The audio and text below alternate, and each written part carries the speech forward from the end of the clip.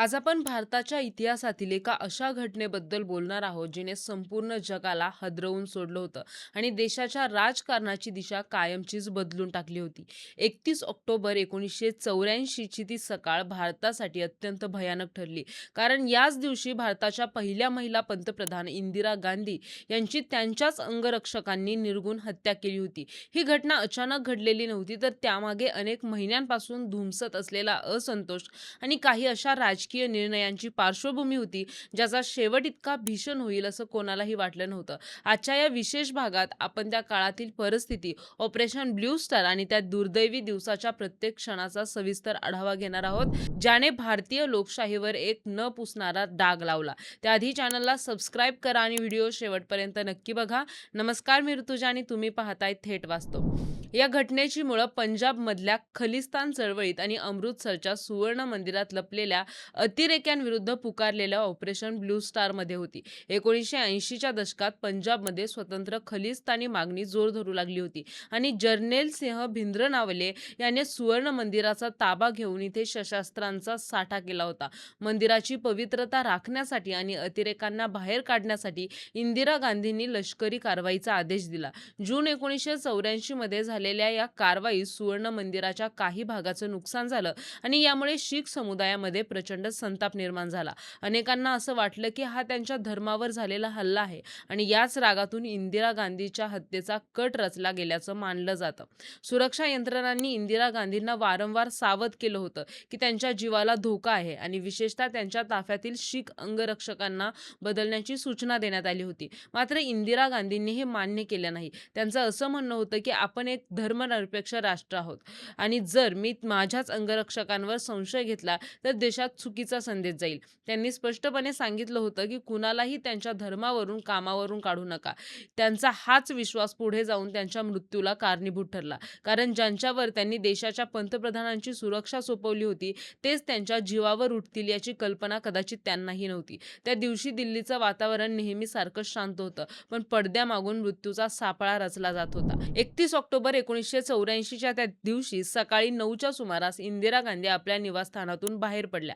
त्यांना समोरच असलेल्या अकबर रोड येथील कार्यालयात जायचं होतं, जिथं प्रसिद्ध डॉक्युमेंटरी निर्माते पीटर उस्तिनोव्ह यांची मुलाखत घेण्यासाठी वाट पाहत होते. त्या दिवशी त्यांनी गडद केशरी रंगाची साडी नेसली होती आणि त्या नेहमीप्रमाणेच अतिशय आत्मविश्वासाने चालत होत्या. त्यांच्यासोबत त्यांचे खाजगी सचिव R.K. धवन आणि काही कर्मचारी होते. निवासस्थान आणि कार्यालय यांना जोडणाऱ्या एका छोट्या गेटजवळ त्या पोहोचल्या, जिथे बेअंत सिंग आणि सतवंत सिंग हे दोन अंगरक्षक तैनात होते. कोणालाही कल्पना नव्हती की ही दोन माणसं आज इतिहासाचा सर्वात काळा अध्याय लिहिणार आहेत. जसा इंदिरा गांधींनी त्या गेटमधून प्रवेश केला, त्यांनी बेअंत सिंगला अभिवादन करण्यासाठी हात जोडले, पण त्याच क्षणी बेअंत सिंगने आपली सर्व्हिस रिव्हॉल्वर काढली आणि इंदिराजींच्या पोटावर पहिली गोळी झाडली. त्यानंतर त्याने आणखी 2 गोळ्या झाडल्या आणि ओरडून सतवंत सिंगला सांगितलं, "बघतोस काय, गोळ्या झाड." मग काय, सतवंत सिंगने आपल्या स्टेगन गनमधून अंधाधुंद गोळीबार सुरू केला. अवघ्या काही सेकंदात इंदिरा गांधींच्या शरीरात 30 पेक्षा जास्त गोळ्या घुसल्या होत्या. त्या रक्ताच्या थारोळ्या जमिनीवर कोसळल्या. तिथलं वातावरण गोळ्यांच्या आवाजानं आणि किंकाळ्यांना हादरून गेलं होतं. सोबत असलेल्या कर्मचाऱ्यांची पाचावर धारण बसली होती, कारण ज्यांनी रक्षण करायचं होतं त्यांनीच भक्षण केलं होतं. गोळीबार थांबल्यानंतर बेअंत आणि सतवंत या दोघांनी आपली शस्त्रास्त्र खाली ठेवली आणि म्हणाले, "आम्हाला जे करायचं होतं ते आम्ही केलं. आता तुम्हाला जे करायचंय ते करा." तिथं उपस्थित असलेल्या इंडो तिबेटन बॉर्डर पोलीसच्या जवानांनी तात्काळ या दोघांना ताब्यात घेतलं. झटापटीत बेअंत सिंग मारला गेला तर सतवंत सिंगला पकडण्यात आलं. दरम्यान रक्ताच्या थारोळ्यात पडलेल्या इंदिरा गांधींना तातडीने एम्स रुग्णालयात नेण्यात आलं, पण तिथे जाईपर्यंत त्यांची प्रकृती अत्यंत चिंताजनक झाली होती. गोळ्यांनी त्यांचं शरीर अक्षरशः चाळणी केलं होतं आणि प्रचंड रक्तस्राव झाल्यामुळे डॉक्टरांसमोर त्यांना वाचवणं हे एक अशक्यप्राय आव्हान होतं. तरीही डॉक्टरांच्या पथकाने प्रयत्नांची पराकाष्ठा सुरू केली.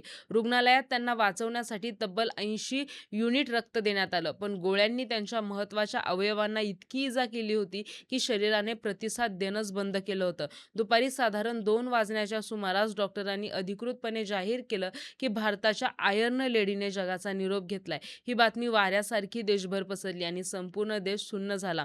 रेडिओ आणि टीव्हीवर जेव्हा ही बातमी आली तेव्हा लोकांना स्वतःच्या कानांवर विश्वास बसत नव्हता. एक शक्तिशाली नेत्या, जिने जगाच्या नकाशावर देशावर भारताचं वर्चस्व सिद्ध केलं होतं, तिचा असा अंत होईल हे कोणाच्याही कल्पनेत नव्हतं. दिल्लीच्या रस्त्यांवर शोककळा पसरली होती, पण या शोकाचं रूपांतर लवकरच रागात आणि हिंसेत होणार होतं.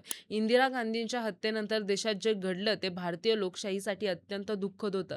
दिल्लीसह अनेक शहरांमध्ये शीख विरोधी दंगली उसळल्या. संतापलेल्या जमावाने निष्पाप शीख बांधवांवर हल्ले करायला सुरुवात केली, ज्यामध्ये हजारो लोकांचा बळी गेला. परिस्थिती इतकी हाताबाहेर गेली होती की लष्कराला पाचारण करावं लागलं. राजीव गांधी, जे त्यावेळी कोलकात्यात होते, ते तातडीने दिल्लीत परतले आणि त्यांनी पंतप्रधान पदाची शपथ घेतली. त्यांनी देशाला शांततेचं आवाहन केलं, पण हिंसेचा वणवा विझायला बराच काळ लागला. या हत्येनं केवळ एका नेत्याला हिरावून घेतलं नव्हतं, तर देशातील सामाजिक सलोख्यालाही मोठा तडा दिला होता, ज्याच्या जखमा आजही भरून निघालेल्या नाहीत. या हत्येच्या कटाचा तपास करण्यासाठी मोठी यंत्रणा राबवली गेली. सतवंत सिंग आणि या कटात सामील असलेला केहर सिंग यांना नंतर फाशीची शिक्षा देण्यात आली. तपासात असं समोर आलं की ऑपरेशन ब्लू स्टारचा बदला घेण्यासाठी हा संपूर्ण कट अतिशय नियोजनबद्ध पद्धतीने आखण्यात आला होता. या घटनेनंतर भारताच्या पंतप्रधानांच्या सुरक्षा व्यवस्थेत आमूलाग्र बदल करण्यात आले. स्पेशल प्रोटेक्शन ग्रुप म्हणजेच एसपीजीची स्थापना याच काळानंतर करण्यात आली, जेणेकरून देशाच्या सर्वोच्च पदावरील व्यक्तीला अभेद्य सुरक्षा कवच मिळेल. वैयक्तिक सुरक्षा रक्षकांची निवड करताना अधिक कडक नियम बनवण्यात आले आणि गुप्तचर यंत्रणांचे नेटवर्क अधिक स्ट्रॉंग करण्यात आले.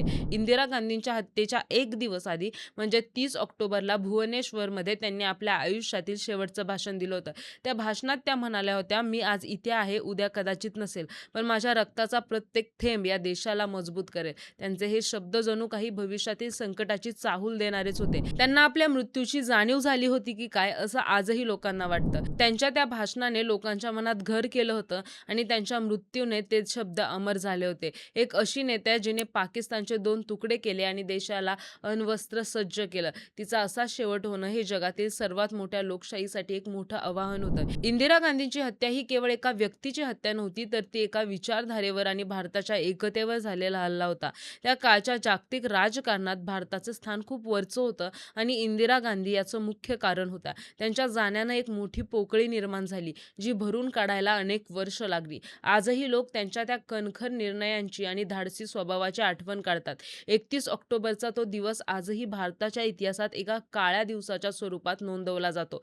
त्या दिवशी दिल्लीच्या सफदरजंग रोडवर ज्या गेटने ते पाहिलं ते आजही अंगावर काटा आणणारं आहे. त्या दिवशीच्या हत्येमागील कारणांवर आजही अनेक चर्चा होतात.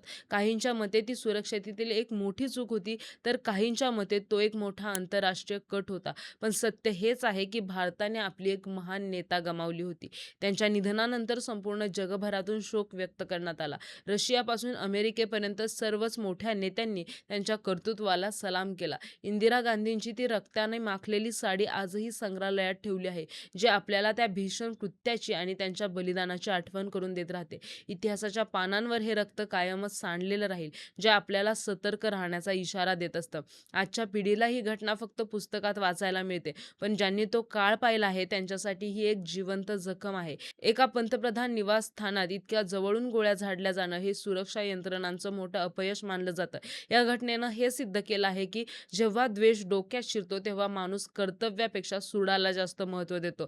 पण इंदिराजींच्या बलिदानाने देशाला एकत्र ठेवण्याचं कामही केलं. त्यांच्या हत्येनंतर झालेल्या निवडणुकीत काँग्रेसला अभूतपूर्व बहुमत मिळालं, जे लोकांच्या त्यांच्याप्रती असलेल्या प्रेमाचं प्रतीक होतं. त्यांनी दिलेली गरिबी हटाओची घोषणा आणि देशासाठी दिलेलं योगदान आजही विसरता येणार नाही. मित्रांनो, इंदिरा गांधींच्या हत्येची ही कहाणी आपल्याला सांगते की राजकारण आणि धर्म जेव्हा एकत्र येतात आणि त्यात द्वेषाची भेसळ होते, तेव्हा त्याचे परिणाम किती भयंकर असू शकतात.